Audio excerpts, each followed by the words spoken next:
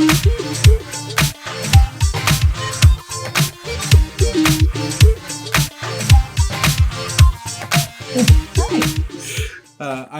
Eric M. Bailey. And I'm Jamie L. Bailey. Stop it.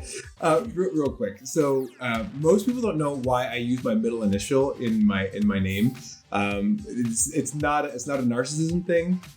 But there was another author, speaker / former athlete / really cool black guy in Australia named Eric Bailey, and he got started on the speaking circuit and everything well before I did. And so as I started to write the book, I couldn't use Eric Bailey because people kept reaching out to him, trying to reach me, and so I had to add the middle initial. So that's why I'm Eric M. Bailey. And then my wife just makes fun of me for it. So we're here to announce our new podcast called the Cure for Stupidity Podcast. Stop it. So all right. So we'll say it. So people always ask me, what was the genesis of the book? Like, what made me write the book? I found the cure. I found the cure for stupidity. So yeah. 13 years of marriage, and I've cured you found me. Stupidity. So you found me, so I'm here. You found me. I'm the cure? Wait a minute. Anyway, no, but we're going to take the principles of the book and we're going to apply it to real life. And actually, Jamie had a really fascinating idea last night that I'm a little scared about. But yeah, me too. Yeah. We'll go through the principles though. And when you read the book and when you're going through the book, you definitely read it with the filter of who else needs it, and who else really could benefit from understanding these principles. And so it'll be really interesting to go through the principles and be able to tell you exactly what I hear and what I see when I read through the book. And my filter when I read it is not me. I mean, clearly it's you. Right.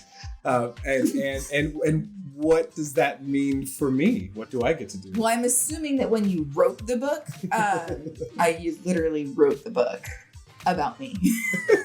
There are a few places that are directly about you, yes. So you'll get to tell me about how inspiring I am. Yes. Yeah, and I think the interesting thing is that we're going to apply these principles to real life and honestly accuse one another of falling victim to these principles. And what is terrifying about it is that now on camera, recorded for all eternity, my defensive reactions to how I behave when I'm called out are going to be just immortalized forever. But I think that's going to be a really great way to be an example for what do you do when someone challenges your thoughts, when someone challenges your thinking, and honestly kind of points out the icky stuff. Jamie and I, we've been married for 13 years, and through that, it hasn't all been pretty. And we've really leaned into having the difficult conversations that need to be had. That is just something that we do.